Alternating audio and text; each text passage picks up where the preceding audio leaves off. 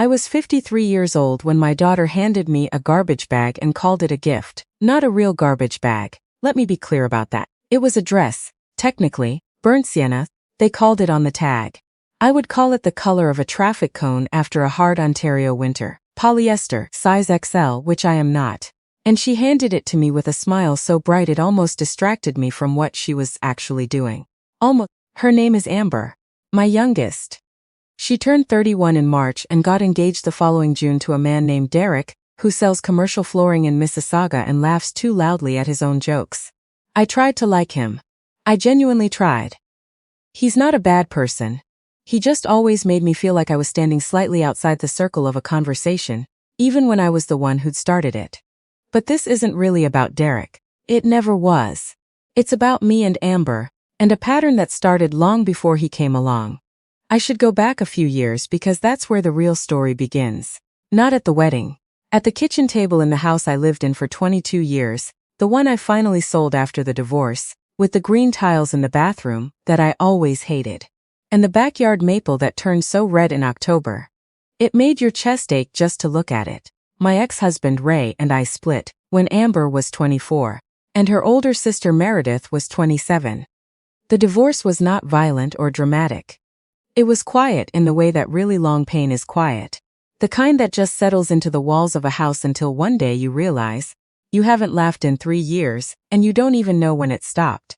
Ray had a drinking problem that he preferred to call a relationship with stress.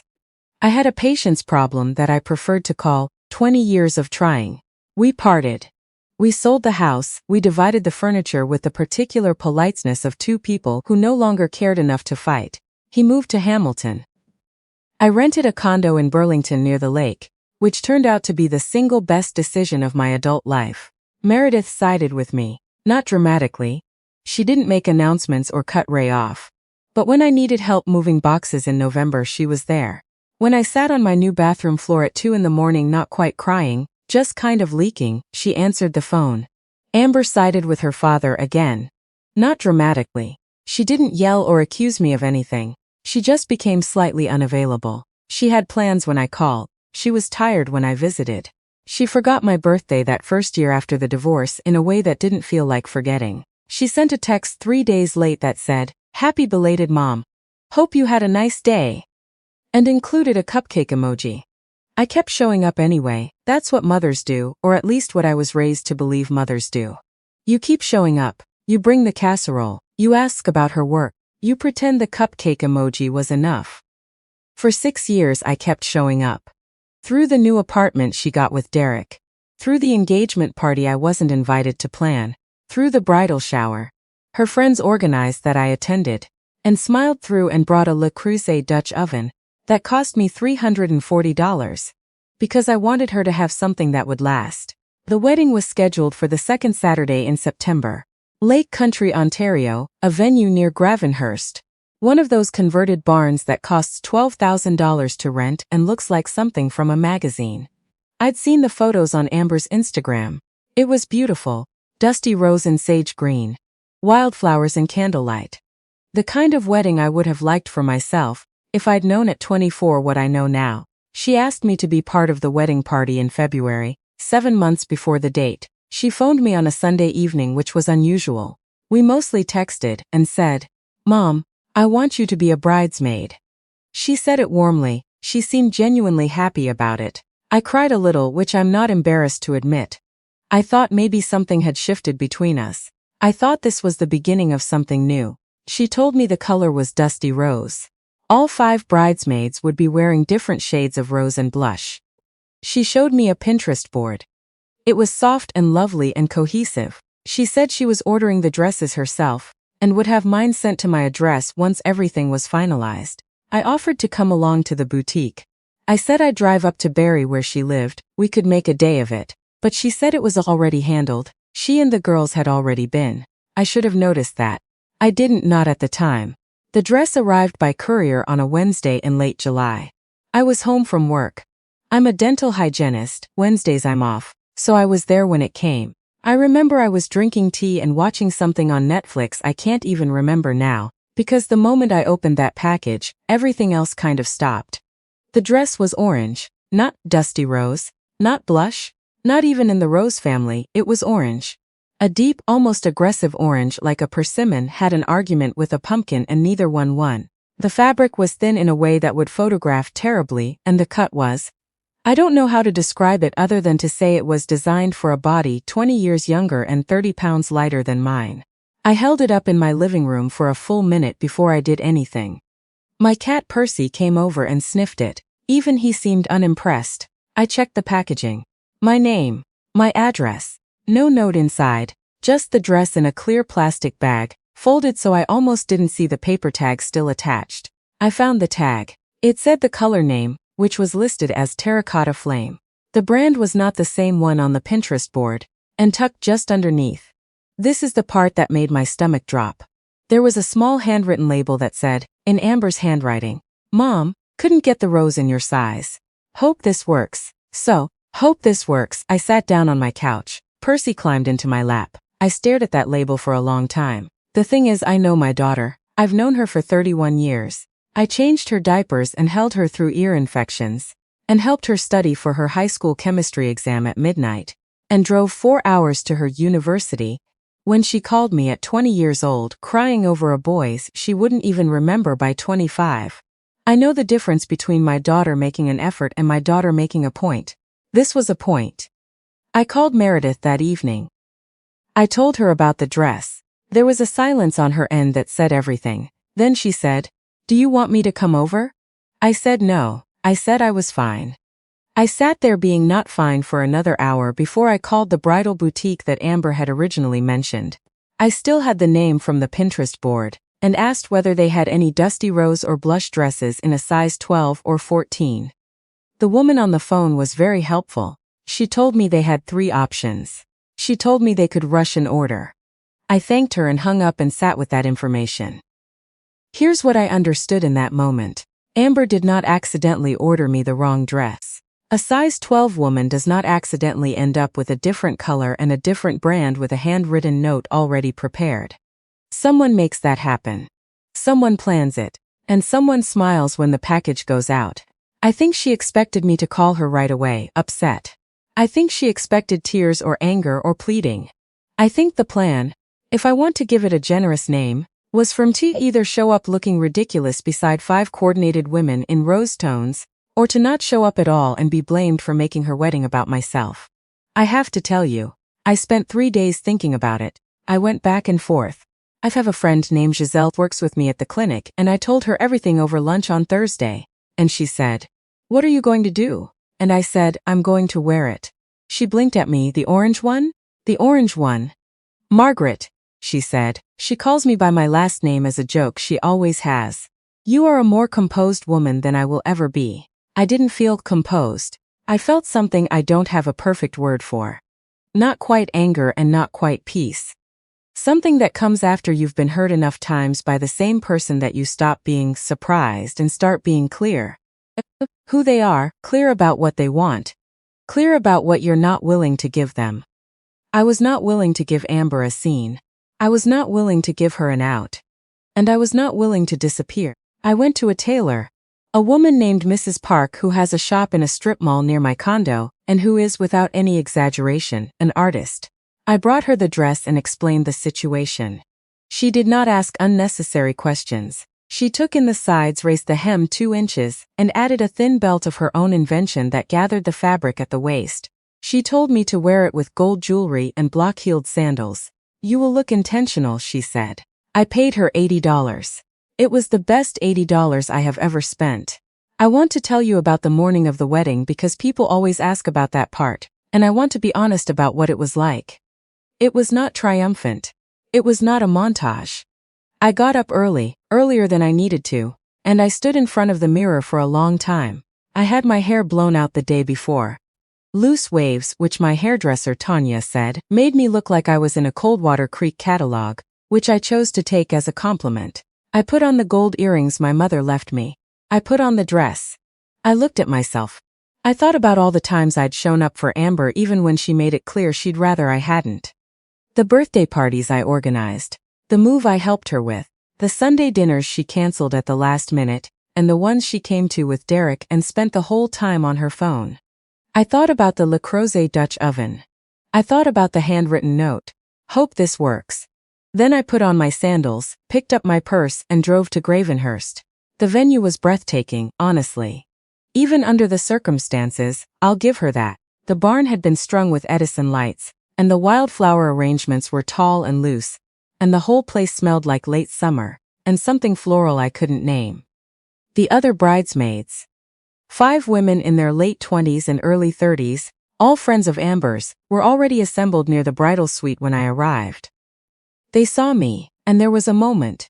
You know the moment I mean. When faces do a thing before the person can decide what expression to put on, a flicker. One of them, a woman with a kind face whose name I later learned was Bex, said, "Oh, you're Amber's mom. She said you were coming." I smiled. "She did," I said pleasantly.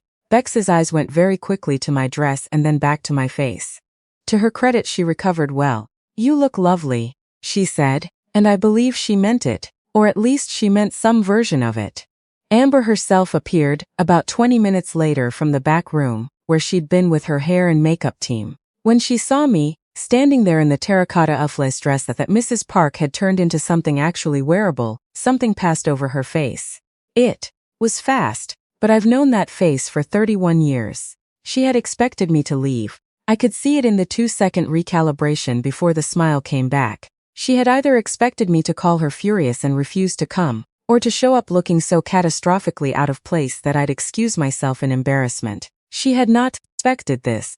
A woman standing quietly in an orange dress, next to 5 women in rose tones, looking, according to Mrs. Park's prediction, intentional. "Mom," she said. "You came." "Of course I came," I said. "It's your wedding day." She hugged me briefly. I hugged her back. Neither of us said anything about the dress. This is the part I want to be clear about. I did not make a scene. I did not corner her or confront her or whisper hiss at her in the hallway. I walked in the processional. I stood at the altar in my orange dress beside 5 women in blush and rose, and I held my bouquet, and I smiled at Derek and thought he seemed genuinely happy if nothing else, and I watched my daughter get married. I have to say, and this is the truth, not the version of the story that makes me look better, there were moments during the ceremony that felt genuinely moving. Not because of me and Amber, but because weddings have that quality, don't they? The flowers and the light and 2 people promising something enormous to each other in front of everyone they love. It cut through everything else for a few minutes, and I was just a mother watching her daughter get married, and something in my chest was tender, in spite of itself. Then, the ceremony ended and the reception began, and the evening went on. What I didn't know, what none of us knew until much later, was that the photographer Amber had hired was a woman named Stella, and Stella was very good at her job. She was the kind of photographer who didn't just take the pose shots. She moved through the room during cocktail hour and caught people mid-law, mid-gesture, mid-conversation. She was quiet and unobtrusive and thorough. Stella photographed everything, including, apparently, the moment near the end of the cocktail hour when Amber's aunt, Ray's sister, a woman named Gail who has never liked me, but who also, it turns out, had strong opinions about what Amber had done, said something to Amber near the bar. I didn't see this happen. I was across the room talking to Meredith's husband about his vegetable urn, which is actually a riveting topic if you give it a chance. But Stella was there. Stella got the moment when Gail said, quite audibly to the people nearby, "Why is your mother in a different color?" And Stella got the moment when Amber's face did the thing again, the recalibration. And the thing she said, I'm told by 3 separate people who were standing close enough to hear, was, "Oh, there was a mix-up with the order." A mix-up. I found out about all of this gradually. The way you find things out at weddings. Through Meredith, through Giselle, who'd heard from someone I worked with, who knew someone at the table near the bar. By the time I heard the full version, I was home in Burlington, sitting by the window with Percy on my lap.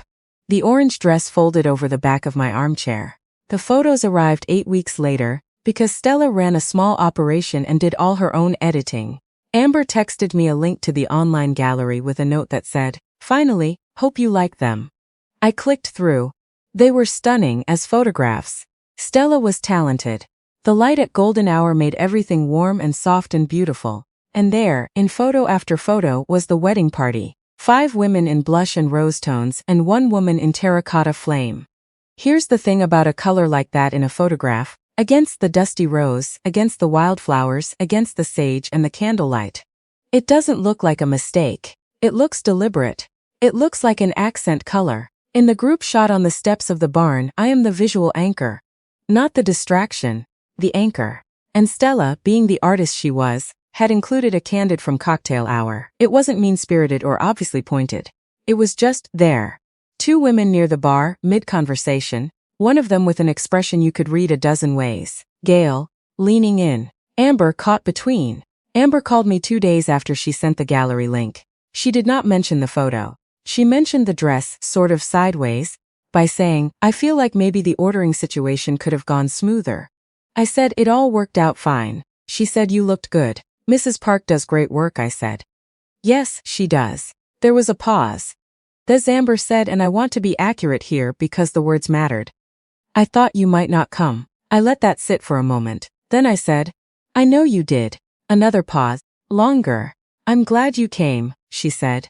Her voice had changed slightly. Smaller. I'm your mother, I said. I will always show up. We talked for another 10 minutes about nothing in particular. Derek's family, the honeymoon in Portugal, whether she'd sent thank you cards yet, and then we said goodbye, and hung up. I won't tell you that everything was fixed. It wasn't.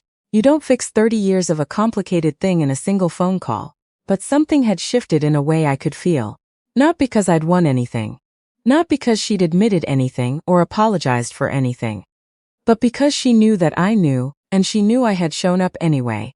And there's a certain kind of message that sends that no amount of cupcake emojis or last-minute cancellations can undo. Meredith came over for dinner the following Friday. I made pasta. She looked at the orange dress still draped over the armchair and said, Are you going to keep it? I said, I'm going to wear it to Christmas. She started laughing so hard she nearly knocked over her wine. Here's what I want to say to you, if you're listening to this and you recognize something in it. Not the orange dress part necessarily. But the part about showing up for someone who keeps testing whether you will. About being the person who can be counted on to cause a scene, to fall apart, to give them the reaction they're angling for. And choosing instead to just be there. Steady. Present. Wearing your altered terracotta dress with your mother's gold earrings. It's not about being a pushover. I want to be clear on that. Absorbing bad treatment isn't grace. But there is something different. Something I've only learned in my 50s, and maybe couldn't have learned before this. About seeing someone's cruelty clearly, and deciding that your response to it says more about you than their action says about them. Amber is not a simple person, and neither am I. We have years of unsaid things between us that will take years more to unsay. If they ever get unsaid at all. Her father's shadow falls between us in ways neither of us completely understands yet. There are things I could have done differently when she was 16, 17, 20. I think about those things. But I think about this, too. I showed up, in the dress she picked for me, looking better than she planned, and when she finally admitted she'd thought I wouldn't come, I looked her straight in the eye and told her the truest thing I know about myself. I am her mother. I will always show up. The photos, by the way, are framed now. Stella sent a complimentary print as part of the package. A large format one, maybe 16 by 20, of the full wedding party on those barn steps. It's hanging in Amber's hallway, I'm told, next to a photo from Portugal. 5 women in blush and rose, 1 woman in terracotta flame, right in the middle.